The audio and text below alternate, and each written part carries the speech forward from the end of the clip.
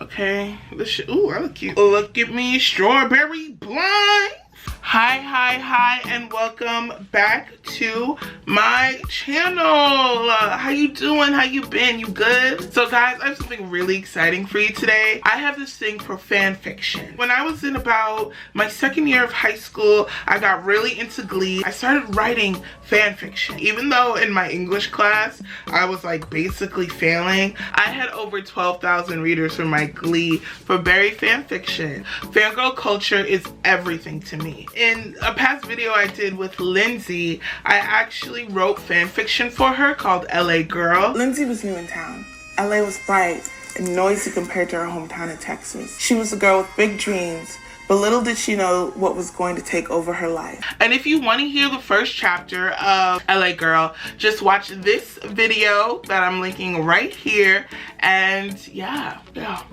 So what's been going on is that Lindsay just landed in LA and she went to the really cute Instagrammable cafe where she bumps into Eric from CNCO, and there was a flash. So you know what that means. Paparazzi actually got photos with her. But you know what? There's some shenanigans that are gonna go down. And honestly, I have no idea what it is yet, but let's do that together. LA Girl Chapter 2. What the hell is going on? Okay, so far I've written Eric. That's a really nice name. Eric says thank you.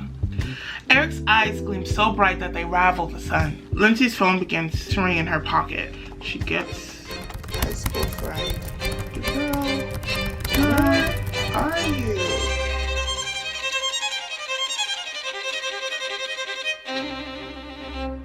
I'm nervous, but we're gonna do this. This was you writing the fanfic.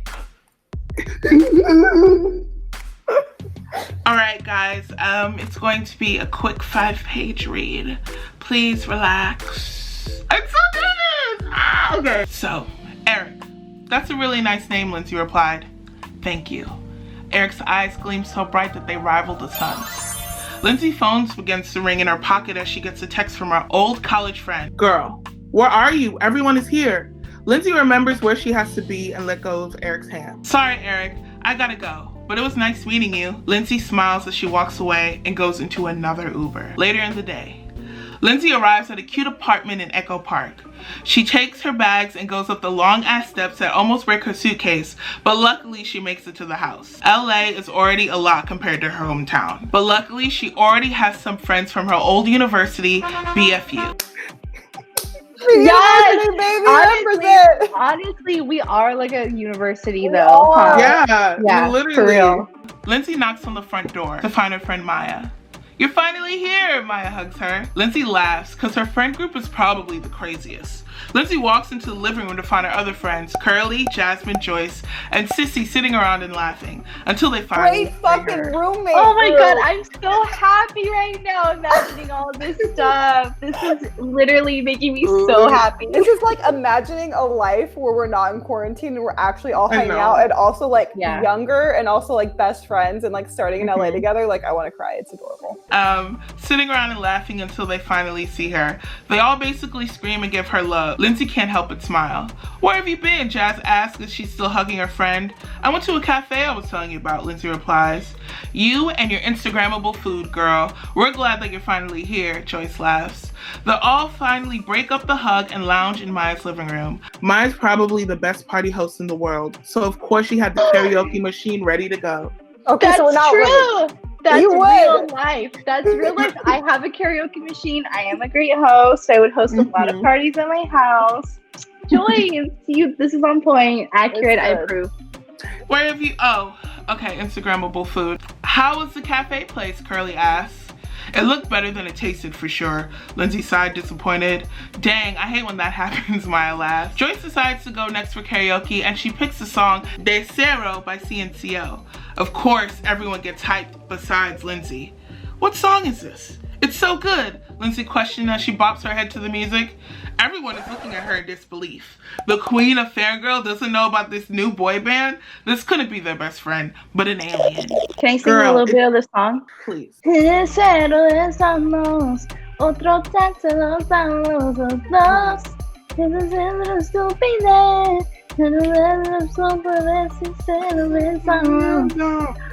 tanto nos damos los dos. And then I said, girl, it's CNCO. They're this really dope international boy band. I jokingly replied. Really, Lindsay, you stay updated on this kind of stuff, Maya replies. Let me show you them. Jazz quickly Googles the group and she stops, kind of perplexed. Lindsay, did you meet anybody today? Jazz questions her friends. I met this super cute guy at the cafe, but that's all. Wait, how did you... Girl, because your ass is on TMZ. Jazz screams and the group all crowds around Jazz's phone except for Lindsay and screams, what? Lindsay asks, waiting on someone to fill it in. For a girl who doesn't know the band, you already met one of their members. Now people think that you're his secret girlfriend, Curly replies. This is like Lizzie McGuire movie. This is like the Lizzie McGuire movie. Yeah. You are Lizzie McGuire, Lindsay. I'm finally Lizzie. Why is this so good? Oh my god. Okay, where was I? What? Lindsay takes the phone and reads the article. CNCO Eric Brian Colon. I'm gonna say Colon. Meets mystery girl. Colon. I'm gonna let you do that one because you're better at it. Meets mystery girl Lindsay Webster. Is this the secret girlfriend that's been rumored about? Bitch, check your Instagram now, Joyce screams as she's looking at her cell phone. Lindsay looks at her phone to find that she received thousands of followers and DMs asking about her relationship with Eric. This is freaking wild. After their mutual freak out about Lindsay's new scandal, the crew actually had a fun night singing and dancing to good music. The next day, Lindsay and Maya decided to go out to brunch to celebrate her being in LA and being roommates. They went to the cutest spot in Silver Lake looking over the mountains. And as they were drinking their mimosas and eating their bougie brunch food, how are you feeling about everything? Last night was wild, Maya asked. I know. I have no idea, but it's Lindsay replies. She's looking up to see a woman walking up to her table. Both Maya and Lindsay are confused. Hi. I know you don't know me, but I'm Elisa, CNCO's PR, and we need to talk. Elisa introduces herself. Real person. That's their real manager. Real person. Maya replies, how did you find us? The fans have your location posted all over the internet. I know this must be a lot, but let's go somewhere where we could talk, Elisa replies. Maya and Lindsay look at each other in question. Lindsay begins to do a quick Google search to find out who CNCO's PR actually is, just to be safe. You'll probably be swarmed with fans in about 10 minutes, Elisa replies. Lindsay notices the couple next to them are recording them, and according to Google, Elisa is their PR. Maya and Lindsay nod to each other as Maya replies, okay, but if something happens, we still have Life 360. I promise. Nothing is gonna happen, Elisa replies. Yeah, we haven't heard that before. Maya and Lindsay are in an Uber Black while they FaceTime their friends of what happened. Oh my god, really? Jazz yells. This is too crazy, Curly says shocked. Bring back snacks, Joyce screams. The car stops and Lindsay and Maya are at this really nice building in downtown LA. The both of them are in utter shock. What's gonna happen? They are led throughout this building in a small conference room. They walk into the room to see the band waiting for them. Richard and Zadiel laugh with each other while Joel and Chris are scrolling through Twitter while Eric seems nervous. Eric walks up to Lindsay and gives a shy smile. Nice to see you again. Lindsay smiles awkwardly because, I mean, what the heck? Christopher sees Maya and walks up to her with that flirty smile on his face. I love Christopher! Give it to me! Hello, my name is Christopher. Nice to meet you. Maya blushes. These girls don't know what they just got themselves into. And that's the end of chapter 2! That's the end? Of chapter 2. Is there another one? I'm screaming! That's the end? You give me blue balls! That's the point of fanfiction! Blue balls until the end. It's so true. I actually got really excited writing this. I know the both of you guys so well, and I know CNCO, so I know how these love stories are gonna go close to realistic way. That's what's freaky. That's what's like so real about this. It's not just like, oh, it's just like something like made up. It's like real life in a weird way that it's like freaking me out.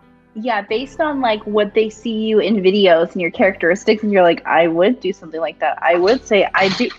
All of that made me so happy, Joyce. First of all, the writing is impeccable. Impeccable.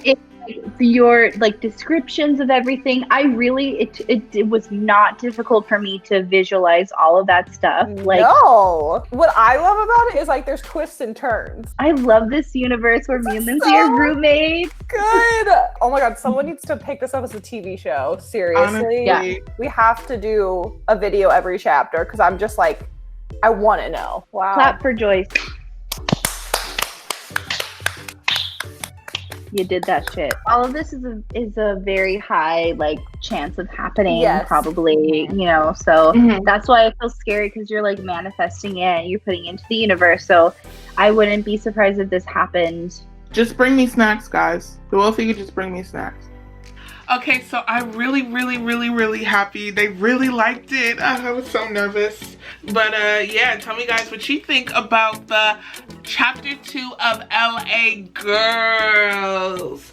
Lindsay and Maya were so obsessed with it that they might read more. So let me know what you think. And have a beautiful and wonderful week. And I'll see you next week.